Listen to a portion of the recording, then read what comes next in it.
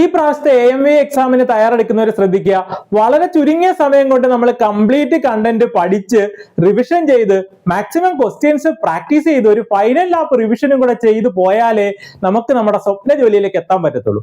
അല്ലാത്ത പക്ഷം നിങ്ങൾ പ്രിപ്പയർ ചെയ്യാതിരിക്കുന്നതാണ് നല്ലത്. അപ്പോൾ വളരെ ചുരുങ്ങിയ സമയം കൊണ്ട് എത്രയും പെട്ടെന്ന് നമ്മുടെ കണ്ടന്റ്സ് പഠിക്കാനായിട്ട് നിങ്ങളെ സഹായിക്കുന്ന ക്യാപ്സൂൾ ബുക്കും അതിന് സഹായിക്കുന്ന ക്വസ്റ്റ്യൻ പേപ്പേഴ്സുമാണ് ഞാൻ ഈ വീഡിയോയിൽ ചർച്ച ചെയ്യുന്നത്. അപ്പം എല്ലാവർക്കും ടെക് PSCയുടെ പുതിയൊരു വീഡിയോയിലേക്ക് സ്വാഗതം. അപ്പൊ AMVയുടെ നോട്ടിഫിക്കേഷൻ വന്നത് അറിഞ്ഞിട്ടില്ലാത്ത ഉദ്യോഗാർത്ഥികൾ എത്രയും പെട്ടെന്ന് അപ്ലൈ ചെയ്യാനായിട്ട് ശ്രമിക്കുക. കാറ്റഗറി നമ്പർ 26/2026 ആണ്. നോട്ടിഫിക്കേഷന്റെ ഒരു ഡീറ്റെയിൽഡ് വീഡിയോ നമ്മൾ ചെയ്തതാണ്. അപ്പൊ അത് കണ്ടിട്ടില്ലാത്ത കൂട്ടുകാർ എത്രയും പെട്ടെന്ന് അത് കാണുക. എന്തെങ്കിലും സംശയം ഉണ്ടെങ്കിൽ കമന്റ് ചെയ്യുക.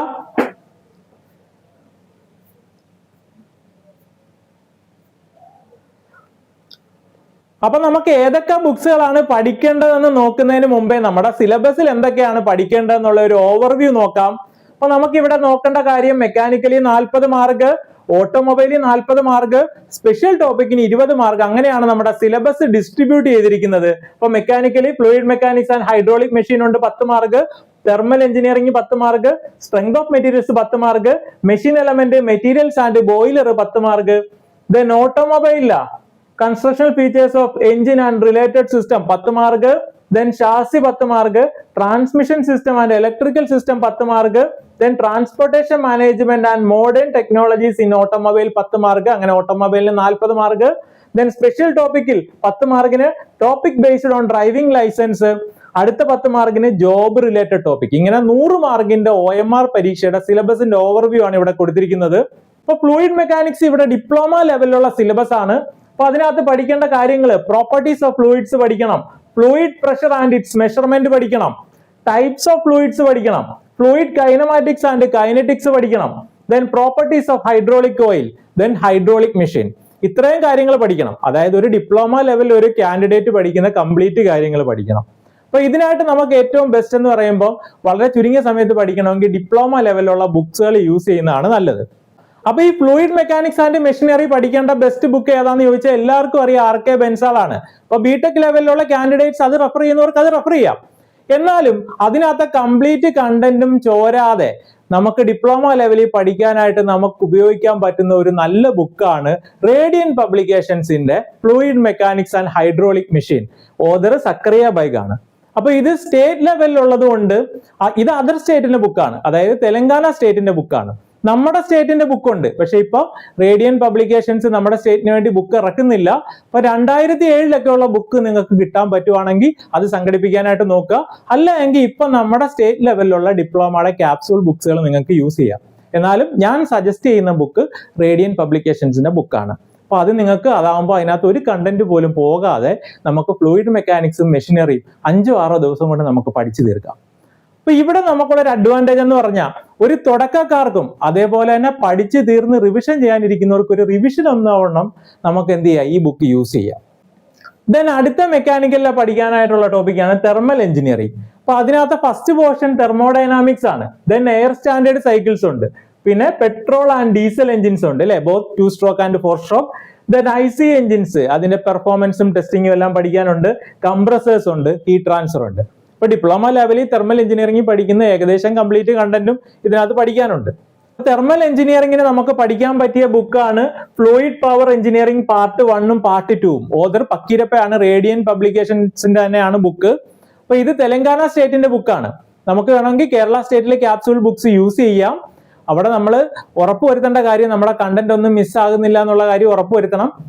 ഇത് കിട്ടിയില്ല എങ്കിൽ നമുക്ക് എന്ത് ചെയ്യാം, 2007 ഓൾഡ് ബുക്സ് ഉണ്ട്, ഡിപ്ലോമ കേരള സ്റ്റേറ്റ് ഡിപ്ലോമയുടെ ഓൾഡ് ബുക്സ് ഉണ്ട്, സക്കറിയ ബൈക്കിന്റെ തെർമൽ എഞ്ചിനീയറിംഗ് പാർട്ട് 1ഉം പാർട്ട് 2ഉം. അത് നമുക്ക് യൂസ് ചെയ്യാവുന്നതാണ്. അടുത്ത നമുക്ക് പഠിക്കാനുള്ള സ്ട്രെങ്ത് ഓഫ് മെറ്റീരിയൽസ് ആണ്. അപ്പൊ അതിനകത്ത് എന്തൊക്കെയാണ് പഠിക്കേണ്ടത്? Types of stresses and strain, then friction, types of beam and its loading condition, shear force and bending moment diagram, rivet and bolts, types of springs, welded joint ആണ്.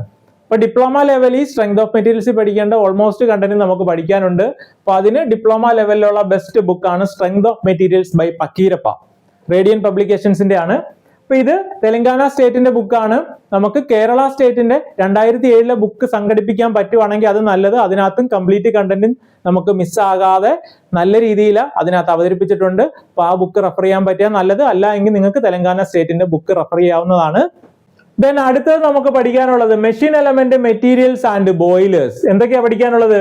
Bearings പഠിക്കാനുണ്ട്, governor, ഫ്ലൈവീല്, gears, boilers, then മെറ്റീരിയൽസിന്റെ കുറച്ച് portions പഠിക്കാനുണ്ട്. ഇപ്പൊ diploma ലെവലിൽ മെറ്റീരിയൽസും machine എലമെന്റും എല്ലാം പഠിക്കുന്ന 2 ബുക്സുകളിൽ പഠിക്കേണ്ട കാര്യങ്ങളാണ് നമുക്കിവിടെ പഠിക്കാനുള്ളത്. 2 അല്ല 3 ബുക്സ് വേണം. കാര്യം മെറ്റീരിയൽസിന്റെ ബുക്ക് വേണം, മെഷീൻ എലമെന്റിന്റെ തന്നെ പാർട്ട് 1ഉം പാർട്ട് 2ഉം ബുക്ക് നമുക്ക് വേണം.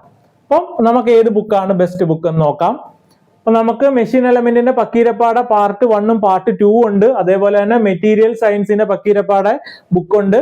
ഇത് രണ്ടും നമുക്ക് ക്ലബ് ചെയ്ത് ഇതിൽ രണ്ടിന്റെയും കാര്യങ്ങൾ ആവശ്യമുള്ള കണ്ടന്റ് മാത്രം നമുക്ക് നോട്ട് ചെയ്തെടുക്കാം. അപ്പൊ ഈ ബുക്കാണ് ബെസ്റ്റ് ആയിട്ടുള്ള ബുക്ക്. അപ്പൊ കേരള സ്റ്റേറ്റിന്റെ പഴയ ബുക്ക് കിട്ടുവാണെങ്കിൽ നിങ്ങൾ സംഘടിപ്പിക്കാൻ നോക്കുക. അല്ല എങ്കിൽ നിങ്ങൾക്ക് തെലങ്കാന സ്റ്റേറ്റിന്റെ ഈ ബുക്ക് നിങ്ങൾക്ക് വാങ്ങി ഉപയോഗിക്കാവുന്നതാണ്.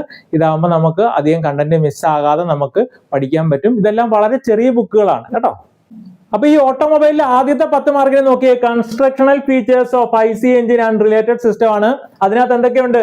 Constructional details of IC engine ഉണ്ട്, ഫ്യൂവൽ സിസ്റ്റം ഉണ്ട്, ലൂബ്രിക്കേഷൻ സിസ്റ്റം ഉണ്ട്, കൂളിംഗ് സിസ്റ്റം ഉണ്ട്.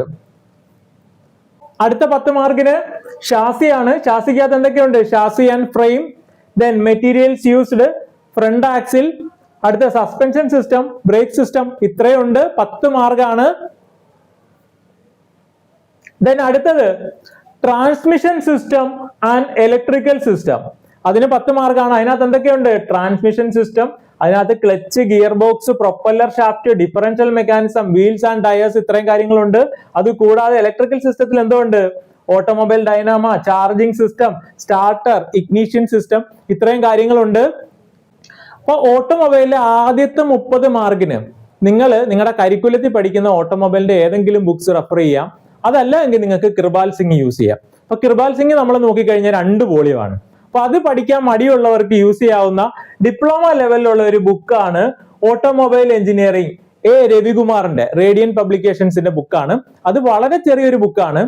ഇനി അത് പഠിച്ചാൽ നമുക്ക് എല്ലാ മാർക്കും കിട്ടുമോ എന്ന് പേടിയുള്ള ആൾക്കാർക്ക് വേണമെങ്കിൽ കൃപാൽ സിംഗിനെ റീപ്ലേസ് ചെയ്യാനായിട്ട്, കൃപാൽ സിംഗ് പഠിക്കാൻ മടിയുള്ളവർക്കാണ്, അതിനെ റീപ്ലേസ് ചെയ്യാനായിട്ട് നമുക്ക് ITA ലെവലിലുള്ള മെക്കാനിക് മോട്ടോർ വെഹിക്കിളിന്റെ NK പബ്ലിക്കേഷൻസിന്റെ ബുക്ക് യൂസ് ചെയ്യാം. അതിനകത്താകുമ്പോൾ തിയറി ഉണ്ട്, അതോടൊപ്പം തന്നെ MCQ ക്വസ്റ്റ്യൻസും ഉണ്ട്.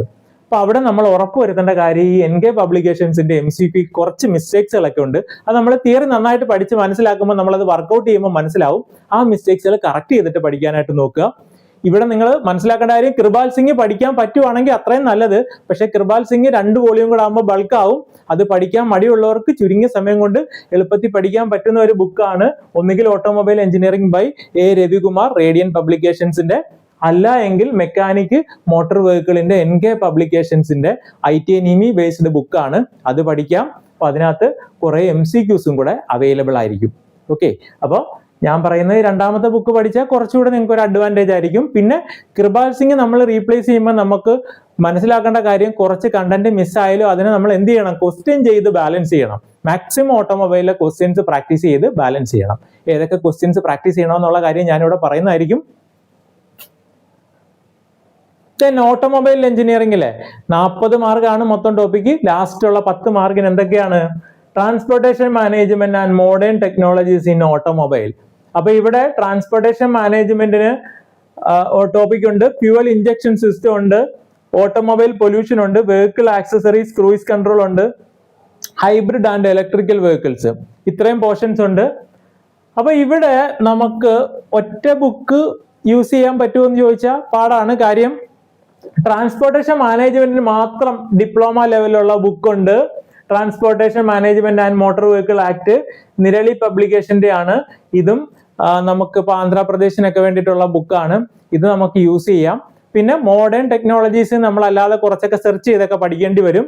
അത് നിങ്ങൾ കൃത്യമായിട്ട് ശ്രദ്ധിക്കുക. ഞാൻ ഇവിടെ എല്ലാം പറയുന്നത് നിങ്ങൾ കോച്ചിങ്ങിന് പോകുന്ന ഉദ്യോഗാർത്ഥികൾ ഈ ബുക്ക് എടുത്ത് പഠിക്കണമെന്നുള്ളതല്ല. കോച്ചിങ്ങിന് പോകുന്നവര് കോച്ചിങ്ങിന്റെ അവര് തരുന്ന ഏത് ഇൻസ്റ്റിറ്റ്യൂട്ട് ആണോ അവർ തരുന്ന ക്യാപ്സൂൾ നോട്ടുകൾ നിങ്ങൾ പഠിക്കാവുന്നതാണ്. വിശ്വസിച്ച് പഠിക്കാൻ പറ്റുന്ന ഇൻസ്റ്റിറ്റ്യൂട്ട് ആണെന്ന് ഉറപ്പുവരുത്തണം. അപ്പൊ നമ്മുടെയൊക്കെ കോച്ചിങ്ങിൽ നമ്മൾ ഡീറ്റെയിൽഡ് ആയിട്ടുള്ള ക്യാപ്സൂൾ നോട്ട്സുകളൊക്കെ കൊടുക്കും. നമ്മുടെ കോച്ചിങ് എടുക്കുന്ന ആൾക്കാർക്ക് ഒരു MCQO അല്ലെങ്കിൽ ഒരു ബുക്കോ പുറത്തുനിന്ന് പഠിക്കേണ്ട ആവശ്യം വരത്തില്ല. എല്ലാ കാര്യങ്ങളും നമ്മൾ പ്രൊവൈഡ് ചെയ്യും. സ്വന്തമായിട്ട് തയ്യാറെടുക്കുന്നവർക്ക് വേണ്ടിയാണ് ഞാൻ ഈ ബുക്സുകൾ പറയുന്നത് കേട്ടോ. വളരെ മിനിമം ടൈമിൽ നമുക്ക് മാക്സിമം ഔട്ട്പുട്ട് കിട്ടുന്ന ബുക്സുകളാണ് ഇതൊക്കെ. ഓക്കെ, എന്നാലും നമ്മൾ മോഡേൺ ടെക്നോളജീസ് നമ്മൾ കൂടുതൽ നെറ്റിൽ നിന്നൊക്കെ സെർച്ച് ചെയ്ത് പഠിക്കേണ്ടി വരും കേട്ടോ. അടുത്ത നമുക്ക് സ്പെഷ്യൽ ടോപ്പിക് ആണ്. അതിനകത്ത് ആദ്യത്തെ 10 mark topic based on driving licence ആണ്. അതിനകത്ത് എന്തൊക്കെ വരും?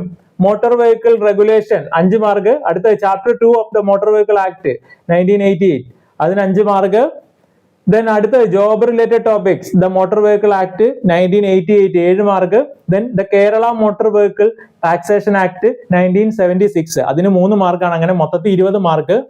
അപ്പൊ മോട്ടോർ വെഹിക്കിൾ ആക്ട് നമ്മുടെ സ്പെഷ്യൽ ടോപ്പിക്ക് പഠിക്കാനായിട്ട് നമുക്ക് ഏറ്റവും ബെസ്റ്റ് ആയിട്ടുള്ള ബുക്ക്, നമുക്ക് ലേറ്റസ്റ്റ് ആയിട്ടുള്ള അമെൻമെന്റ് വരെ ആഡ് ചെയ്തിട്ടുള്ള ബുക്ക്, പുതിയ മാറ്റങ്ങളെല്ലാം ഇതിനകത്ത് ഉൾപ്പെടുത്തിയിട്ടുണ്ട്. അപ്പൊ ആ ബുക്കിന്റെ പേര് the motor vehicle act 1988 bare act, commercial law പബ്ലിക്കേഷൻസിന്റെ ആണ്.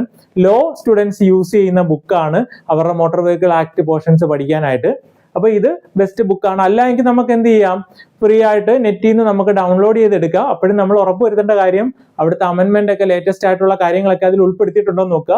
ഈ ബുക്കിനകത്ത് ലേറ്റസ്റ്റ് ആയിട്ടുള്ള കാര്യങ്ങളൊക്കെ ഉൾപ്പെടുത്തിയിട്ടുണ്ട്. അപ്പൊ നിങ്ങൾ ഈ എക്സാമിന് പ്രിപ്പയർ ചെയ്യുന്നവർ വളരെ ചുരുങ്ങിയ സമയം കൊണ്ട് മാക്സിമം കണ്ടന്റ് പഠിക്കണമെങ്കിൽ നിങ്ങൾക്ക് എന്ത് ചെയ്യാം, ഈ ബുക്സുകൾ യൂസ് ചെയ്യാം. അപ്പൊ അവിടെ നിങ്ങൾ മനസ്സിലാക്കേണ്ട കാര്യം, നിങ്ങൾ ഒരുപാട് പഠിച്ച ഉദ്യോഗാർത്ഥികളാണെങ്കിൽ നിങ്ങൾക്ക് ഒരു റിവിഷൻ ആയിട്ട് ഇത് യൂസ് ചെയ്യാം. ഒന്നും പഠിക്കാത്ത ഉദ്യോഗാർത്ഥികളാണെങ്കിൽ നിങ്ങളുടെ കണ്ടന്റ് കവർ ചെയ്യാനായിട്ട് ഇത് യൂസ് ചെയ്യാം. ദെൻ നമുക്ക് ഈ കണ്ടന്റ് മാത്രം പഠിച്ചാൽ പോരാ, നമുക്ക് എന്ത് ചെയ്യണം, അതോടൊപ്പം തന്നെ നമ്മുടെ നോളജ് ടെസ്റ്റ് ചെയ്യണം. നമ്മുടെ സ്പീഡ്, നമ്മുടെ ടൈം മാനേജ്മെന്റ് എല്ലാം നമ്മൾ കറക്റ്റ് ചെയ്യാനായിട്ട് മാക്സിമം ക്വസ്റ്റ്യൻസ് പ്രാക്ടീസ് ചെയ്യണം. അപ്പൊ അതിന് ഏറ്റവും മിനിമം ഞാൻ ഈ പറയുന്ന ഇത്രയും ക്വസ്റ്റ്യൻസ് നിങ്ങൾ ഏറ്റവും മിനിമം പ്രാക്ടീസ് ചെയ്യണം. അപ്പൊ ഏതൊക്കെയാണെന്ന് നോക്കാം. ഏറ്റവും പ്രധാനമായിട്ട് പറയുന്ന ഏറ്റവും ലേറ്റസ്റ്റ് ആയിട്ട് AMVയുടെ സിലബസിൽ നടന്ന പരീക്ഷയാണ് ഫോർമാൻ സ്റ്റേറ്റ് വാട്ടർ ട്രാൻസ്പോർട്ട് 2026 നടന്ന പരീക്ഷയാണ്. അപ്പൊ അതൊന്ന് നോക്കണം. അത് നോക്കി കഴിയുമ്പോൾ അതിനകത്ത് പുതിയ ക്വസ്റ്റ്യൻസ് ഒക്കെ എങ്ങനെ വരുന്നു എന്നുള്ള ഒരു ഐഡിയ നമുക്ക് കിട്ടും. പിന്നെ AMVയുടെ അതേ സിലബസ് പ്രകാരം നടന്ന വേറൊരു പരീക്ഷയാണ് AMVയുടെ 2023 നടന്ന പരീക്ഷ. അതിനകത്ത് നിങ്ങൾക്ക് കംപ്ലീറ്റ് കണ്ടന്റിലുള്ള ക്വസ്റ്റ്യൻസ് കിട്ടും. അപ്പൊ നിങ്ങൾക്ക് ക്വസ്റ്റ്യന്റെ പാറ്റേൺ കൃത്യമായിട്ട് മനസ്സിലാക്കാം. ദെൻ അടുത്തത് AMV 2015 ക്വസ്റ്റ്യൻ പേപ്പർ ആണ്. അന്ന് സിലബസിൽ കുറച്ച് മാറ്റങ്ങൾ ഉണ്ടായിരുന്നു. എന്നാൽ തന്നെ ഓട്ടോമൊബൈലിലെയും മെക്കാനിക്കലിലെയും കുറെ ക്വസ്റ്റ്യൻസ് നമുക്ക് അതിനകത്തു നിന്ന് എടുക്കാൻ പറ്റും. എന്നാലും അന്നത്തെ കാലത്തുള്ള ഒരു പരീക്ഷ ആയതുകൊണ്ട് ഇതും കൂടെ നിങ്ങൾ കൃത്യമായിട്ട് എടുത്ത് പ്രാക്ടീസ് ചെയ്യണം. ദെൻ നമുക്ക് മോട്ടോർ ട്രാൻസ്പോർട്ട് CI 2022 നടന്ന പരീക്ഷയുണ്ട്. അപ്പൊ അതിനകത്ത് നമുക്ക് ഈ സിലബസിൽ അല്ലാത്ത കുറച്ച് കാര്യങ്ങളും കൂടെ ഉണ്ട്. അപ്പൊ അത് ഒഴിവാക്കിയിട്ട് നമുക്ക് എന്ത് ചെയ്യാം, സെലക്റ്റീവ് ആയിട്ടുള്ള പോർഷൻസ് എടുത്ത് പഠിച്ച് അത് പ്രാക്ടീസ് ചെയ്യുന്നത് നല്ലതായിരിക്കും. ദെൻ അടുത്തത് MTSI മോട്ടോർ ട്രാൻസ്പോർട്ട് SIയുടെ പ്രീവിയസ് ക്വസ്റ്റ്യൻ പേപ്പർ 2025. അപ്പൊ അതിനകത്ത് ആ ക്വസ്റ്റ്യന്റെ പാറ്റേൺ ഒക്കെ മാറിയതൊക്കെ നമുക്ക് മനസ്സിലാവും. പക്ഷെ അവിടെ നമുക്ക് ഈ സിലബസ് പ്രകാരമുള്ള കംപ്ലീറ്റ് കണ്ടന്റ് അതിനകത്ത് കാണത്തില്ല, അല്ലെ, കുറച്ചുകൂടെ കൂടുതലായിരിക്കും. അപ്പൊ അവിടെ നിങ്ങൾ എന്ത് ചെയ്യണം, ആവശ്യമുള്ള പോർഷൻസ് എടുത്തേ പഠിക്കാവുള്ളൂ. ദെൻ അടുത്തത് workshop instructor mechanical 2023 question paper നമുക്ക് എടുത്തു കഴിഞ്ഞാൽ മെക്കാനിക്കലിലെ നമുക്ക് ഓൾമോസ്റ്റ് കണ്ടന്റുകൾ നമുക്ക് അവിടെ കിട്ടും. അവിടെ ഒഴിവാക്കേണ്ട കുറെ കാര്യങ്ങൾ ഉണ്ടാവും. അതിനെ ഒഴിവാക്കിയിട്ട് നമ്മൾ ആ ക്വസ്റ്റ്യൻസ് എടുക്കുക. ദെൻ അടുത്തത് മെക്കാനിക് സ്റ്റേറ്റ് ഫാമിംഗ് കോർപ്പറേഷൻ 2023 അതും ഡിപ്ലോമ ലെവലിലെ ഈ വർക്ക്ഷോപ്പ് ഇൻസ്ട്രക്ടർ സിലബസ് പോലുള്ള സിലബസിൽ തന്നെ നടന്ന പരീക്ഷയാണ്. അതും ലേറ്റസ്റ്റ് ആയിട്ട് നടന്ന പരീക്ഷയാണ്. അപ്പൊ അതിനകത്തും ഇതുപോലെ ഒഴിവാക്കേണ്ട പോർഷൻസ് ഒഴിവാക്കിയിട്ട് നമുക്ക് സെലക്റ്റീവ് ആയിട്ടുള്ള ക്വസ്റ്റ്യൻസ് നമുക്ക് എടുക്കാം. ദെൻ അടുത്തത് വർക്ക്ഷോപ്പ് ഇൻസ്ട്രക്ടർ ഓട്ടോമൊബൈൽ 2023 നടന്ന പരീക്ഷയാണ്. ഇപ്പൊ വർക്ക്ഷോപ്പ് ഇൻസ്ട്രക്ടർ ഓട്ടോമൊബൈലിൽ നമുക്ക് AMVയിൽ ആവശ്യമില്ലാത്ത ഓട്ടോമൊബൈലിലെ കുറെ കണ്ടന്റ് ഉണ്ട്. അതൊക്കെ ഒഴിവാക്കിയിട്ട് നമുക്ക് ആവശ്യമുള്ള കാര്യങ്ങൾ മാത്രം നമ്മൾ സെലക്ട് ചെയ്തെടുക്കുക. ദെൻ അടുത്തത് ജൂനിയർ ഇൻസ്ട്രക്ടർ MMV 2023 നടന്ന പരീക്ഷയുണ്ട്. അപ്പൊ ഇവിടെ ജൂനിയർ ഇൻസ്ട്രക്ടർ MMVയിലും നമുക്ക് ആവശ്യമില്ലാത്ത കുറെ പോർഷൻസ് കാണും. അപ്പൊ അതൊക്കെ ഒഴിവാക്കിയിട്ട് ഓട്ടോമൊബൈൽ പോർഷൻ പഠിക്കാൻ വേണ്ടിയാണ്. അപ്പോൾ ആവശ്യമില്ലാത്ത കാര്യങ്ങളൊക്കെ ഒഴിവാക്കിയിട്ട് ആവശ്യമുള്ളത് നമ്മൾ സെലക്ട് ചെയ്തെടുക്കുക. അപ്പൊ MMV നമ്മൾ നോക്കുമ്പോൾ കുറച്ച് പ്രാക്ടിക്കൽ ലെവലുള്ള ക്വസ്റ്റ്യൻസും കൂടെ കിട്ടും. കാര്യം അത് ITI ലെവലിൽ നടന്ന പരീക്ഷയാണ് കേട്ടോ. ദെൻ അടുത്തത് ജൂനിയർ ഇൻസ്ട്രക്ടർ ഡീസൽ മെക്കാനിക് 2025 നടന്നതാണ്. അപ്പൊ അവിടെയും നമുക്ക് ആവശ്യമില്ലാത്ത കുറെ കാര്യങ്ങളാണ്. അത് ഒഴിവാക്കിയിട്ട് നമുക്ക് ആവശ്യമുള്ളത് എടുക്കാം, സെലക്റ്റീവ് ആയിട്ടുള്ള പോർഷൻസ് എടുക്കാം. അപ്പൊ ഇവിടെയും ITI ലെവലിൽ നടന്നുകൊണ്ട് നമുക്ക് കുറച്ച് പ്രാക്ടിക്കൽ ആയിട്ടുള്ള ക്വസ്റ്റ്യൻസ് ഒക്കെ എങ്ങനെ വരും എന്നുള്ള ഒരു ഐഡിയ കിട്ടും. ദെൻ അടുത്തത് ട്രേഡ്സ്മാൻ ഓട്ടോമൊബൈൽ. അപ്പൊ അവിടെയും നമ്മൾ മനസ്സിലാക്കേണ്ട കാര്യം 2023 നടന്ന പരീക്ഷയാണ്. ഓട്ടോമൊബൈലിൽ ഒരുപാട് ക്വസ്റ്റ്യൻസ് കിട്ടും. പക്ഷെ അവിടെയും നമുക്ക് വേണ്ടാത്ത ഉണ്ടെങ്കിൽ അത് ഒഴിവാക്കിയിട്ട് പഠിക്കുക. അപ്പൊ ഇത്രയും ക്വസ്റ്റ്യൻസ് എങ്കിലും മിനിമം നമ്മൾ കേരള PSCയുടെ എടുക്കണം. പിന്നെ നമ്മൾ എടുക്കേണ്ട കാര്യം, മറക്കാതെ നമ്മൾ കൃപാൽ സിംഗ് റീപ്ലേസ് ചെയ്ത് പഠിക്കുന്നവരാണെങ്കിൽ നിമി ബേസ്ഡ് അസൈൻമെന്റ് ക്വസ്റ്റ്യൻസും അവരുടെ പ്രീവിയസ് ക്വസ്റ്റ്യൻസും എല്ലാം നല്ല രീതിയിൽ പ്രാക്ടീസ് ചെയ്യണം. ദെൻ VSSCയുടെ ISROയുടെയും ഓട്ടോമൊബൈൽ ബേസ് ചെയ്തിട്ടുള്ള MMV ബേസ് ചെയ്തിട്ടുള്ള ക്വസ്റ്റ്യൻസ് ഉണ്ടാവും, MMV ബേസ് ചെയ്തിട്ടുള്ള പരീക്ഷകൾ ഉണ്ടാവും. അപ്പൊ അത് നമ്മൾ കൃത്യമായിട്ട് പ്രാക്ടീസ് ചെയ്താൽ നമുക്ക് ഓട്ടോമൊബൈലിലെ ക്വസ്റ്റ്യൻസ് നമ്മൾ എങ്ങനെയൊക്കെ മാറി വരും എന്നൊക്കെ ഉള്ള ഒരു ഐഡിയ കിട്ടും. ദെൻ അടുത്തത് SSC RRB JEയുടെ പ്രീവിയസ് ക്വസ്റ്റ്യൻ നമ്മൾ സെലക്റ്റീവ് ആയിട്ടുള്ള ടോപ്പിക് എടുത്ത മെക്കാനിക്കലിലെ പല പല വ്യത്യസ്തമായിട്ടുള്ള ക്വസ്റ്റ്യൻസ് കിട്ടും. അപ്പൊ അവിടെ നമ്മൾ മനസ്സിലാക്കേണ്ട കാര്യം, നമ്മൾ കേരള PSCയുടെയും ക്വസ്റ്റ്യൻസ് എടുക്കണം. നമ്മൾ അതേപോലെ തന്നെ സെൻട്രൽ ഗവൺമെന്റിലെ ഡിപ്ലോമ ലെവലുള്ള പരീക്ഷകളുടെ ക്വസ്റ്റ്യൻസ് എല്ലാം നമ്മളൊന്ന് പ്രാക്ടീസ് ചെയ്ത് മാക്സിമം ക്വസ്റ്റ്യൻസ് പ്രാക്ടീസ് ചെയ്യുക. ഇത് നിങ്ങൾ മിനിമം ചെയ്യേണ്ടതാണ്. കൂടുതൽ ക്വസ്റ്റ്യൻസ് പ്രാക്ടീസ് ചെയ്യുക. പിന്നെ ഓട്ടോമൊബൈലിൽ നിങ്ങൾ കൃപാൽ സിംഗ് റീപ്ലേസ് ചെയ്യുന്നവര് എത്രയും ക്വസ്റ്റ്യൻസ്, നല്ല ക്വസ്റ്റ്യൻസ് പ്രാക്ടീസ് ചെയ്യാവോ, സ്റ്റേറ്റ്മെന്റ് ടൈപ്പ് ക്വസ്റ്റ്യൻസ് പ്രാക്ടീസ് ചെയ്യാവോ, അത്രയും കാര്യങ്ങൾ നിങ്ങൾ ചെയ്യാനായിട്ട് നോക്കുക. ഈ പറയുന്ന രീതിയിൽ കൃത്യമായിട്ട് നിങ്ങൾ തയ്യാറെടുക്കുകയാണെങ്കിൽ നിങ്ങൾക്ക് കോമ്പറ്റീറ്റീവ് അഡ്വാൻറ്റേജ് ലഭിക്കും. ഈ പ്രാവശ്യത്തെ AMV എക്സാമിന് തയ്യാറെടുക്കുന്നവർക്ക് വളരെ ചെറിയ എഫോർട്ടിൽ നിങ്ങൾക്ക് ഉയർന്ന റാങ്ക് ആണ് ലക്ഷ്യമെങ്കിൽ ടെക് PSC ഓൺലൈൻ ക്ലാസ്സുകൾ ആരംഭിച്ചിട്ടുണ്ട്. അപ്പൊ കേരളത്തിലെ ഏറ്റവും മികച്ച അധ്യാപകരായിരിക്കും ക്ലാസ്സുകൾ കഴിയുന്നത്, എൻട്രി ചെയ്യുന്നത് ഞാനാണ്. അപ്പൊ ടെക് PSCയുടെ AMVയുടെ ക്ലാസ്സുകളുടെ പ്രത്യേകത നിങ്ങൾക്കറിയാം. കഴിഞ്ഞ പ്രാവശ്യം ഏറ്റവും കൂടുതൽ വിജയികളുള്ള സ്ഥാപനമാണ് ടെക് PSC. അന്നും കോഴ്സ് മെൻറ്റർ ചെയ്തിരുന്ന ഞാനാണ്. ഇപ്രാവശ്യം ഞാൻ തന്നെയാണ് കോഴ്സ് മെൻറ്റർ ചെയ്യുന്നത്. ഇപ്പൊ കേരളത്തിലെ ഏറ്റവും മികച്ച അധ്യാപകർ നയിക്കുന്ന റെക്കോർഡഡ് പ്ലസ് ലൈവ് ക്ലാസ്സുകൾ കിട്ടും. ഫുൾ നോട്ട്സ് PDF ഫോർമാറ്റിൽ കിട്ടും. ടോപ്പിക് വൈസ് പരീക്ഷകൾ ഉണ്ടാവും. ഫുൾ സിലബസ് ബേസ് ചെയ്തിട്ടുള്ള പരീക്ഷകൾ ഉണ്ടാവും. പരീക്ഷ വരെയും നമുക്ക് ക്ലാസ് കിട്ടും. പരീക്ഷ ക്ലിയർ ചെയ്ത ഇന്റർവ്യൂ ഗൈഡൻസും ഉണ്ട്. അപ്പൊ നിങ്ങൾക്ക് ഈ കോഴ്സിലേക്ക് എത്രയും പെട്ടെന്ന് ജോയിൻ ചെയ്യാവുന്നതാണ്. സ്ക്രീനിൽ കാണുന്ന നമ്പറിൽ നമ്മളെ കോൺടാക്ട് ചെയ്യാവുന്നതാണ്. ഈ എക്സാമിന് തയ്യാറെടുക്കുന്നവർ നിങ്ങൾ ശ്രദ്ധിക്കേണ്ട കാര്യങ്ങൾ, നിങ്ങൾ കൃത്യമായിട്ട് എത്രയും പെട്ടെന്ന് പഠിത്തം ആരംഭിക്കുക. അതോടൊപ്പം തന്നെ നിങ്ങൾക്ക് മിനിമം ടൈമിലാണ് പഠിക്കേണ്ടതെങ്കിൽ നിങ്ങൾ ഈ പറയുന്ന ക്യാപ്സൂൾ ബുക്സുകൾ നിങ്ങൾക്ക് യൂസ് ചെയ്യാവുന്നതാണ്. അപ്പൊ എക്സാമിന് തയ്യാറെടുക്കുന്ന എല്ലാവർക്കും വിജയാശംസകൾ. താങ്ക്